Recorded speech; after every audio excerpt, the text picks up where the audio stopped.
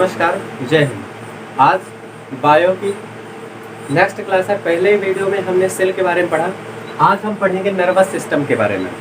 Nervous system एक ऐसा system होता है जिसके द्वारा बॉडी के सभी सिस्टम चाहे वो स्केलेटल सिस्टम हो, रेस्पिरेशन सिस्टम हो या डाइजेशन सिस्टम हो, सारे सिस्टम कंट्रोल होते हैं नर्वस सिस्टम के द्वारा।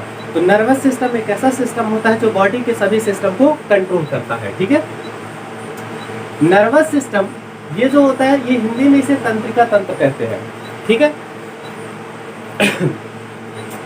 आप देखिए, ये जो नर्वस सिस्टम होता है इसका एक इम्पॉर्टेंट पार्ट हम पढ़ेंगे पहले ब्रेन के बारे में। ब्रेन 8 हड्डियों का एक समूह, क्रेनियम नाम की 8 हड्डियों का एक समूह होता है। वो जो बाहरी भाग होता है सबसे ठोस होता है। हमारे ब्रेन में 8 हड्डियों का एक समूह, 8 हड्डियों का समूह होता है और ये हड्डी क्रेनियल बोन के नाम से जानी जाती है। जो हमारे न्यूरॉन्स अंदर होते हैं ब्रेन में, उसको सुरक्षा प्रदान करना काम किसका होता है? क्रेनियल नाम की हड्डी सुरक्षा प्रदान करती है। अब जैसे हमारे ब्रेन में अगर जनरली हम देखें तो बाल के बाद स्किन या चमड़ी होती है। चमड़ी के अंदर हड्डी पाई जाती है।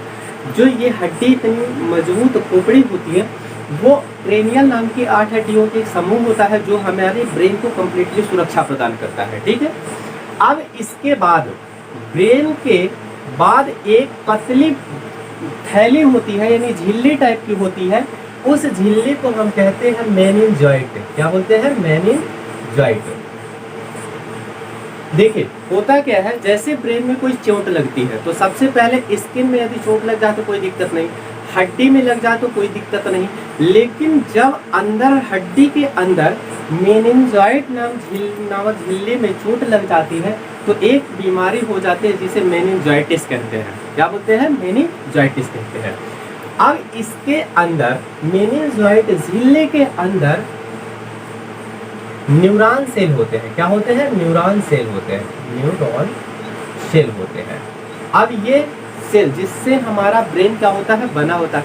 सेल वाले पार्ट में हमने बताया कि ब्रेन में 90% भाग न्यूरॉन सेल होते हैं और 10% भाग ग्लिया सेल होता है।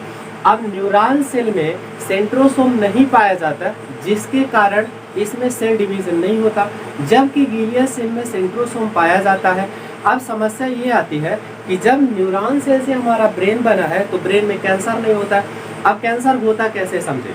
न्यूरॉन सेल में सेंट्रोसोम उपस्थित नहीं होता, इसलिए इसमें सेल डिवीजन नहीं होता। अब जब सेल डिवीजन नहीं होता, कैंसर की कोई बात ही नहीं है। लेकिन हमारे ब्रेन में 10% ग्लियल न्यूरॉन सेल पाई जाती है जिसमें सेंट्रोसोम उपस्थित होते हैं। ये सेंट्रोसोम सेल का अनियंत्रित विभाजन कर देते हैं, जिसके कारण कैंसर हो जाता है। अब ब्रेन हमारा इतना नाजुक होता है कि कैंसर के फर्स्ट स्टेज को ही हम क्या बोलते हैं? ट्यूमर बोलते हैं। और कैंसर के फर्स्ट स्टेज में ही हमारा ब्रेन क्या होता है? ब्रेन में जैसे ही ये ट्यूमर बढ़ता है वैसे ही क्या होता है? आदमी मृत्यु को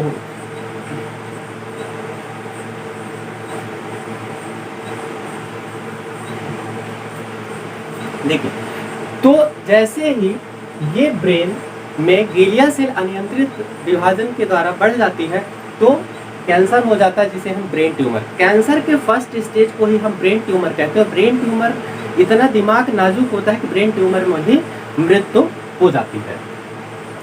अब ये न्यूरॉन सेल जो होता है, ब्रेन हमारा किसी में बना होता है न्यूरॉन सेल से, तो ब्रेन के सबसे ऊपरी भाग क्या होता है? 8 हड्डियों का समूह, क्रेनियल नाम की 8 हड्डियों का समूह होता है जो ब्रेन को सुरक्षा प्रदान करता है। अब ये न्यूरॉन सेल को इकट्ठा करने के लिए एक थैली होती है। इस थैली को हम क्या कहते हैं? मेनिंजॉइट कहते हैं। अगर थैली में चोट लग जाती है, मेनिंजॉइट थैली फट जाती है तो उसे मेनिंजाइटिस नाम की बीमारी होती है। इसके अंदर, मेनिंजॉइट के अंदर ब्रेन होता है और हमारे ब्रेन का जो वजन होता है वो 350 ग्राम से लेकर 1400 ग्राम तक होता है। इस ब्रेन में जो हड्डी का समूह होता है उसमें फाइब्रस जॉइंट पाए जाते हैं, जिसे रेशेदार जोड़ कहते हैं। और ये रेशेदार जोड़ बड़े ही मजबूत होते हैं। क्लियर हो गई बात? अब देखिए, न्यूरॉन्स की थोड़ी संरचना समझते हैं। न्यूरॉन्स कैसे काम करता है। न्यूरॉन्स का ये पूरा भाग देखें, ये जो न्यूरॉन्स का ये भाग है ये सेल बॉडी कहलाता है। न्यूरॉन्स का अंदर ये वाला भाग न्यूक्लियस कहलाता है, लेकिन जो चारों तरफ निकले होते हैं उसे एक्सॉन कहते हैं। एक न्यूरॉन्स दूसरे न्यूरॉन्स के जिस पॉइंट से जुड़ा होता है उसे हम एक्सॉन कहते हैं। पर ध्यान रहे, एक न्यूरॉन्स दूसरे न्यूरॉन से डायरेक्ट कनेक्ट नहीं रहता, उसके बीच में गैप होता है, और वह गैप किसके द्वारा फिल होता है, सोडियम के द्वारा। कभी कभी गर्मियों में आप देखते होंगे, गर्मियों में जब ज़्यादा पसीना चला जाता है या कि पानी की डिहाइड्रेशन, पानी की कमी हो जाती है, तो आदमी को चक्कर मार देता है, उसकी आंखें बंद हो जाती है, दांत बैठ जाते हैं। वो कारण क्या होता है, सोडियम की कमी हो जाती है। सोडियम क्या करते हैं, मैसेंजर का काम करते हैं हमारे बॉडी में। न्यूरॉन्स, एक न्यूरॉन से दूसरे न्यूरॉन्स को जोड़ने का काम कौन करता है, सोडियम करता है। तो हम लोग क्या करते हैं, गर्मियों में ग्लूकोज और पानी घोल के दे देते हैं, उसमें थोड़ी सी नमक डाल देते हैं, तो ग्लूकोज से एनर्जी आ गई, शक्कर से एनर्जी मिल गई, और सोडियम कनेक्शन का काम करने लगता है, मैसेंजर का काम करने लगता है, तो ब्रेन ठीक ठाक काम करने लगता है। ठीक है, तो एक न्यूरॉन से दूसरे न्यूरॉन से किसके माध्यम से जुड़े होते हैं, सोडियम के माध्यम से। लेकिन जिस भाग से जुड़े होते हैं उसे क्या कहते हैं, एक्सॉन कहते हैं। और न्यूरॉन्स की जो टोटल लंबाई होती है उसे साइनेप्स कहते हैं। न्यूरॉन्स की लंबाई को हम क्या बोलते हैं, साइनेप्स कहते हैं। बात समझ में आ गई। ब्रेन 8 हड्डियों का समूह होता है जो बड़ा मजबूत होता है, और इसमें फाइब्रस जॉइंट पाए जाते हैं। फिर मेनिंजॉइट नाम की एक थैली होती है जो हड्डियों के अंदर, न्यूरॉन्स को हड्डियों से अलग रखने के लिए क्या होते हैं, मेनिंजॉइट नाम की थैली होती है।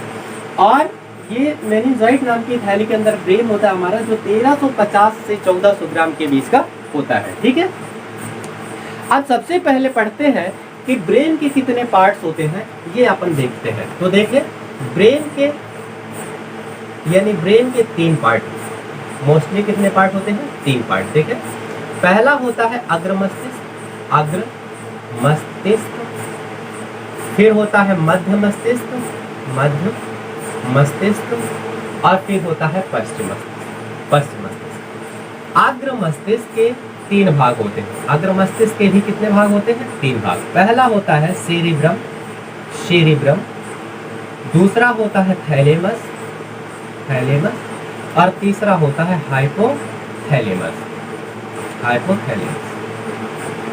मध्य मस्तिष्क के 2 भाग, सेरिब्रल, सेरिब्रल, कार्पोरा, कार्पोरा। पश्चिम मस्तिष्क के 2 भाग, सेरिबेलम, सेरिबेलम,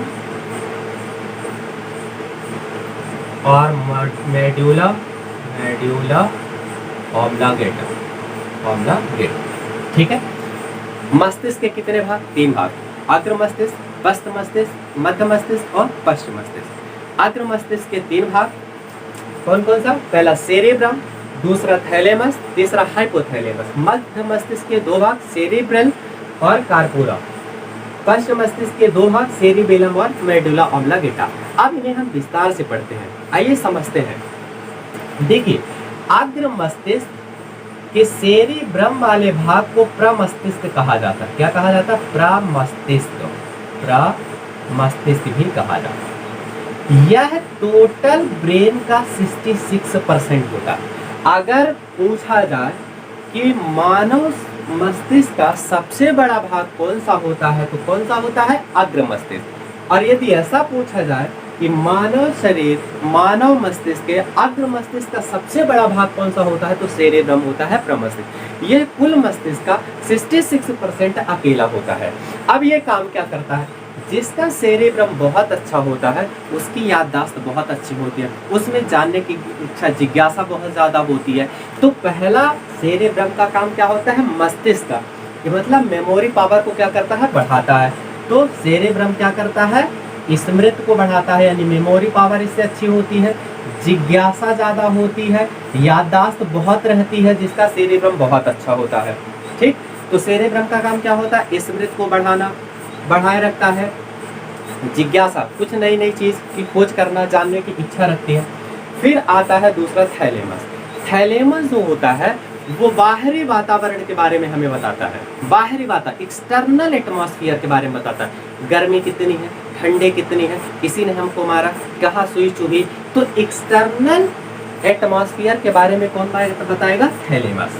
थैलेमस बताता है किसका? बाहरी वातावरण, अनुभव।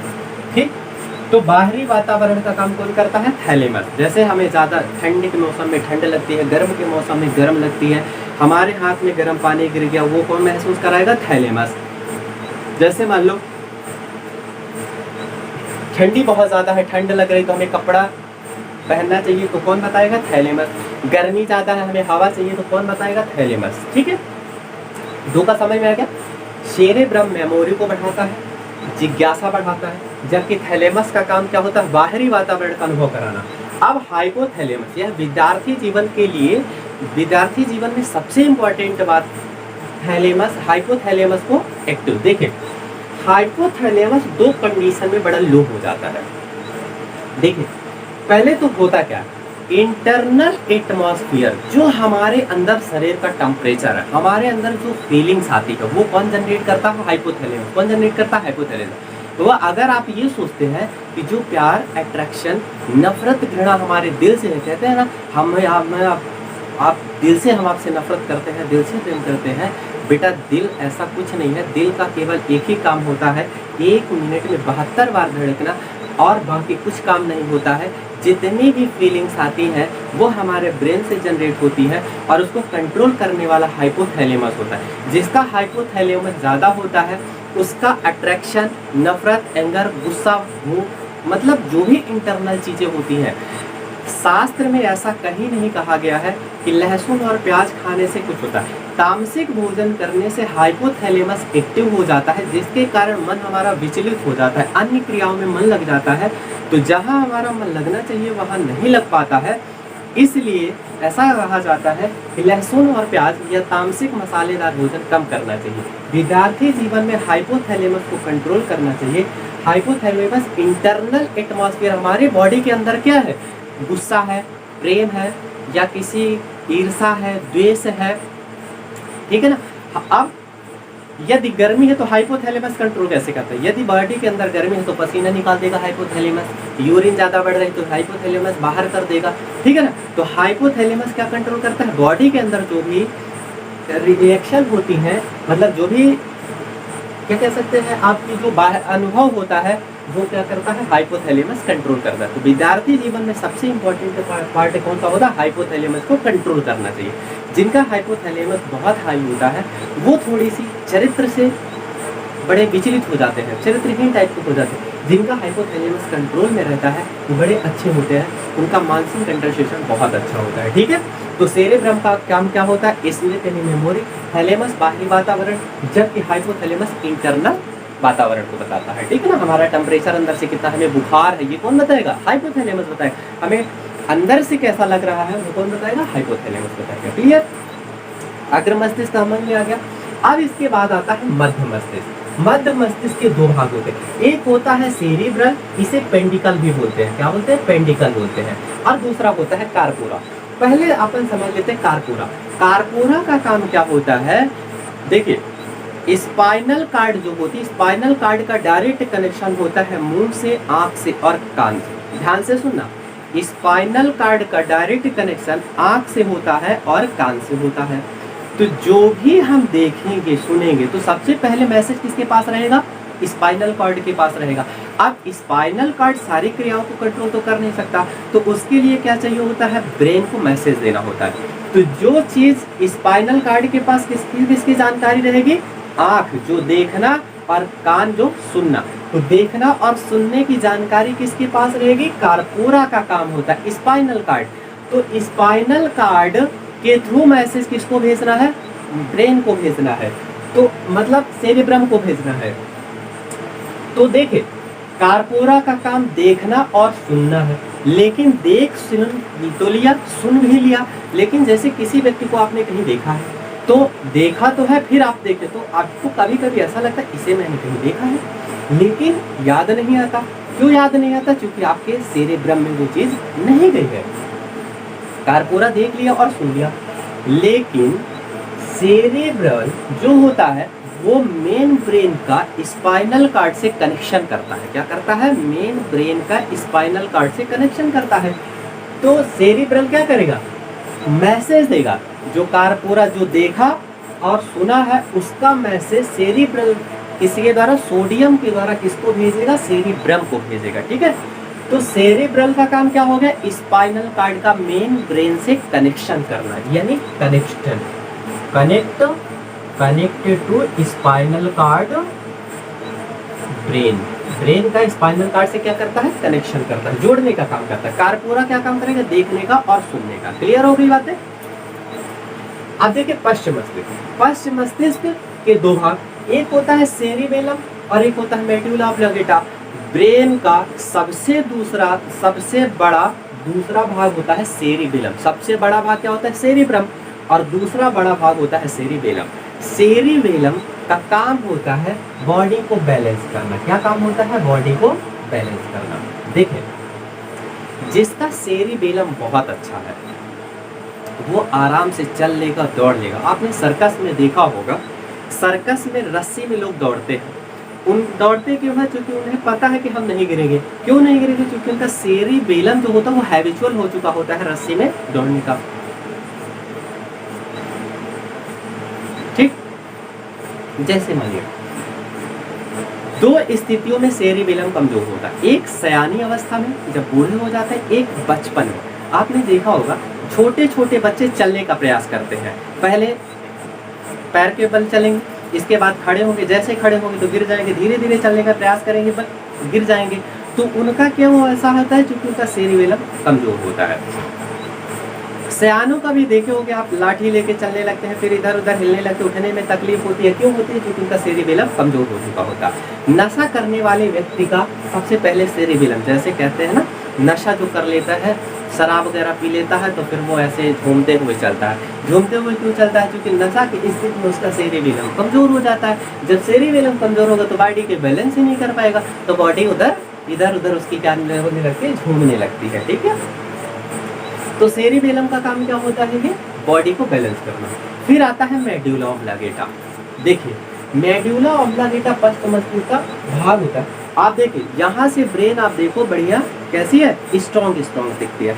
यहाँ पर जैसे ही पीछे जाते हैं आप देखेंगे जहाँ बाल है यहाँ पास देखेंगे आप, एक बॉडी का सबसे बड़ा होल होता है। क्या होता है, बॉडी का सबसे बड़ा होल होता है। होल को हम फेरामीन मैगमन कहते हैं। ठीक है ना, ये बड़ा कमजोर वाला पार्ट होता है, इसीलिए कहते हैं यहाँ नहीं मारना चाहिए, अन्यथा व्यक्ति मर भी सकता है इसे।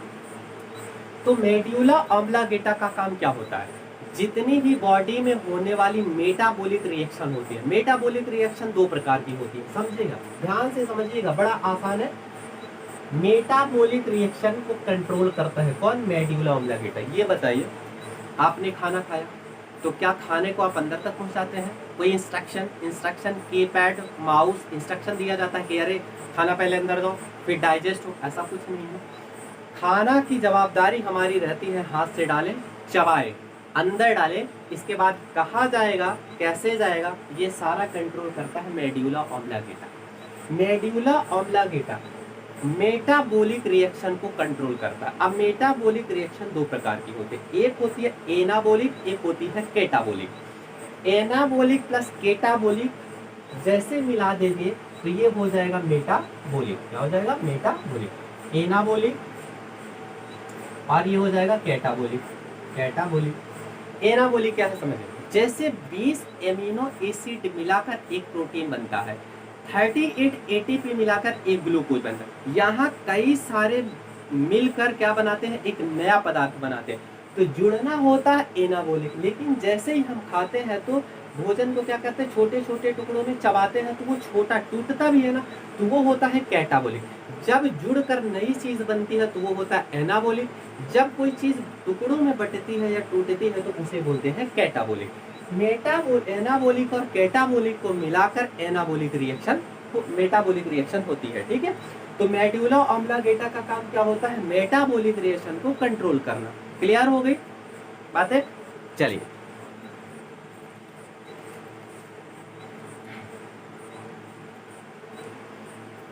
अब आगे समझिए। ब्रेन के बारे में हमने पढ़ लिया, अग्र मस्तिष्क, मध्य मस्तिष्क, पश्चिम मस्तिष्क। अग्र मस्तिष्क के तीन भाग, सेरिब्रम, थैलेमस, हाइपोथैलेमस। मध्य मस्तिष्क के 2 भाग सेरिब्रल कार्पोरा, पश्चिम मस्तिष्क के 2 भाग सेरिबेलम और medulla oblongata.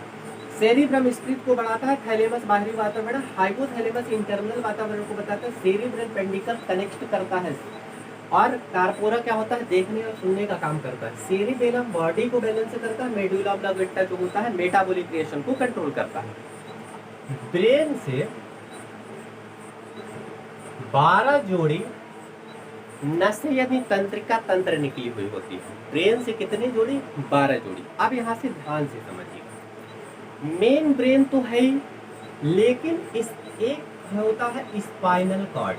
Spinal cord, spinal cord को ह्यूमन बॉडी का सेकेंड ब्रेन कहा जाता है। क्या कहा जाता है? सेकेंड ब्रेन, यानी हिंदी में इसे मेरु रज्जु बोलते हैं। क्या बोलते हैं? मेरु रज्जु। मेरु रज्जु को मानव शरीर का द्वितीय मस्तिष्क कहा जाता है। क्यों कहा जाता है? समझिए, स्पाइनल कॉर्ड मेन ब्रेन के पश्च भाग से जुड़कर बोन से होकर सीधे कमर तक आता है। अब स्पाइनल कॉर्ड भी किसका होता है? ये आपने देख लिया, न्यूरॉन सिस्टम होते हैं, न्यूरॉन सेल्स होते हैं, ठीक है ना। तो ये क्या होता है, अब इसकी सुरक्षा की आवश्यकता होती है। जब सुरक्षा की आवश्यकता होती है तो बैकबोन के अंदर अंदर न्यूरॉन, ये आपका स्पाइनल कॉर्ड जाता है पीछे तक, ठीक है। इसको सुरक्षा कौन प्रदान करता है? बैकबोन। ध्यान से सुनिएगा, अब स्पाइनल कॉर्ड से 31 जोड़ी नसें, 31 जोड़ी तंत्रिकाएं निकली हुई होती है या नसें निकली हुई, 31 इधर 31 इधर, यानी बाएं साइड 31 और बाएं साइड दाएं साइड 31 ये हो गई, ठीक है। अब ये काम करता है, कैसे करता है समझिए। जब कभी कभी होता क्या है, ब्रेन कहीं बिजी हो जाता है, लाइक ऐसा समझिए हम पढ़ने में मगन है, मस्त है पढ़ने में, ठीक है। तो जैसे पढ़ने में मस्त हो गए, ब्रेन बिल्कुल एक जगह केंद्रित हो गया, कोई पीछे से आके हाँ कहता है तो हम बिल्कुल रिफ्लेक्स हो जाते हैं, ठीक है। ऐसा क्यों होता है समझे, ब्रेन से निकली हुई 12 जोड़ी नसें, 12 जोड़ी यानी 24 नसें होती हैं, जो ब्रेन को सारी चीजें पता कि हमें कैसे कहाँ क्या करना है। लेकिन ये जो स्पाइनल कॉर्ड होता है ये हैबिचुअल होता नहीं है, बस इसको एक वर्क दे दिया जाता है ब्रेन के द्वारा कि तुम इसको करना ठीक से, और ये ले भी लेता है। अब ये बताइए, 31 नसें इधर निकली हुई होती है, 31 नसें इधर निकली होती है, 31 जोड़ी नसों को यह अलर्ट रखता है।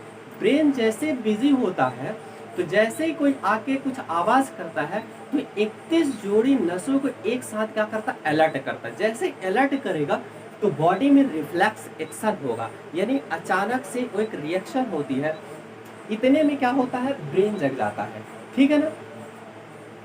तो स्पाइनल कॉर्ड क्या काम करता है? रिफ्लेक्स एक्शन को कंट्रोल करता है। क्या काम करता है? रिफ्लेक्स एक्शन को कंट्रोल करता है।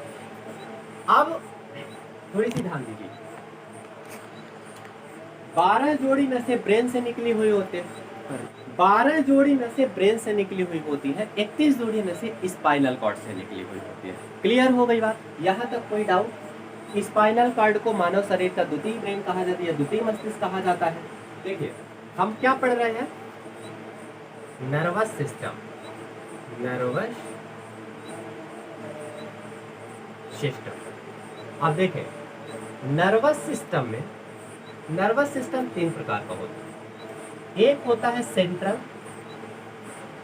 दूसरा होता है पेरिफेरल, और तीसरा होता है नर्वस सिस्टम। सेंट्रल हो गया, पेरिफेरल हो गया, ठीक है ना, और एक होता है ऑटोनॉमस। क्या होता है? ऑटोनॉमस। तो सेंट्रल का मतलब होता है केंद्रीय तंत्रिका तंत्र, पेरिफेरल का मतलब होता है परिधीय तंत्रिका तंत्र, और ऑटोनॉमस का मतलब होता है स्वायत्त तंत्रिका तंत्र। इसको ध्यान से समझ। नर्वस सिस्टम के 3 part, central nervous system, peripheral और ऑटोनॉमस। सेंट्रल नर्वस सिस्टम हमने पढ़ चुका, केंद्रीय तंत्रिका तंत्र हमने पढ़ चुका। 2 चीज आते हैं, एक ब्रेन और स्पाइनल कॉर्ड। ब्रेन और स्पाइनल कार्ड किस में आते हैं? ब्रेन और स्पाइनल कार्ड आते हैं सेंट्रल नर्वस सिस्टम में, ठीक है। ब्रेन हमने पढ़ लिया, स्पाइनल कॉर्ड भी हमने पढ़ लिया। अब इसके बाद आता है पेरिफेरल। तो ब्रेन से निकली हुई 12 नसें, ब्रेन से कितनी नसें? 12 नसें, और स्पाइनल कॉर्ड से निकली हुई 31 जोड़ी नसें, उसकी 12 जोड़ी और इसकी 31 जोड़ी, 12 जोड़ी और 31 जोड़ी, इन नसों को मिलाकर जो एक सिस्टम या तंत्रिका तंत्र बनता है उसे पेरिफेरल या परिधीय तंत्रिका तंत्र कहते हैं। बात समझ आए? ब्रेन और स्पाइनल कॉर्ड को मिलाकर केंद्रीय बन गया, और 12 जोड़ी नसें जो ब्रेन से निकलती है और 31 जोड़ी नसें जो तंत्रिका स्पाइनल कॉर्ड से निकलती है, तो दोनों को मिलाकर हो गया पेरिफेरल यानी परिधीय तंत्रिका तंत्र। अब ऑटोनॉमस स्वायत्त तंत्रिका तंत्र एक ऐसा तंत्रिका तंत्र होता है जिसमें ऐसी क्रियाएं होती हैं जो सडन होती हैं। तो देखिए, इस ब्रेन से निकली हुई 12 जोड़ी नसों में से कुछ नसें तथा स्पाइनल कार्ड से निकली हुई 31 जोड़ी नसों में से कुछ नसों को मिलाकर जो सिस्टम बनता है उसे ऑटोनोमस नर्वस सिस्टम कहते हैं। 12 जोड़ी, 12 पूरी नहीं, 12 जोड़ी में से कुछ नसें और 31 जोड़ी नसों में से कुछ नसें मिलाकर ऑटोनोमस नर्वस सिस्टम बनता है। जैसे अब इसमें दो चीजें होती हैं, एक होती है अनुकंपी क्रिया और एक होती है पराकंपी क्रिया। अनुकंपी और पराकंपी समझिए। जैसे मान लेते हैं अंधेरे में हम जा रहे हैं, अंधेरे में एक ऐसी संरचना दिखी, लगा हमें भूत है, तो हमारे कैसे रिएक्शन होंगे समझिए। मुंह सूख जाएगा, रोंगटे खड़े हो जाएंगे, आवाज कुछ नहीं निकलेगी, आंखें बड़ी बड़ी हो जाएगी, ठीक है। जैसे ही वहां पर प्रकाश होता है तो हम देख लेते हैं कि ये व्यक्ति है, तो देखें जो डर उत्पन्न हुआ वो कहलाया अनुकंपी। जब हम उसे देख लिए और पहचान गए तो मुंह में लार आना स्टार्ट हो जाएगा, आंखें जैसे नॉर्मल हो जाएंगी, रोंगटे जो होंगे वो नॉर्मल हो जाएंगे, उसे पराकंपी क्रिया कहते हैं। उसे कंट्रोल करने के लिए कोई अलग से सिस्टम नहीं बनाया जाता, ना कुछ किया जाता है, केवल व्यक्ति को पहचानने से क्या होता है वो ठीक होने लगता है, अपने से ठीक होने लगता है, इसलिए ऑटोनोमस नर्वस सिस्टम होता है। और ये अपने से स्टार्ट होता है, किसी माध्यम को देखने पर जो सडनली फीलिंग्स आती है उससे जो रिएक्शन होता है और उसको पहचानने के बाद जो रिएक्शन धीरे धीरे शांत होने लगता है तो बढ़ता है जो वो अनुकंपी, जब वो शांत होने लगता है तो पराकंपी। आई होप कि आपको नर्वस सिस्टम समझ में आ गया होगा। अगली वीडियो हम लेके आएंगे स्केलेटन सिस्टम, उसको पढ़ाएंगे।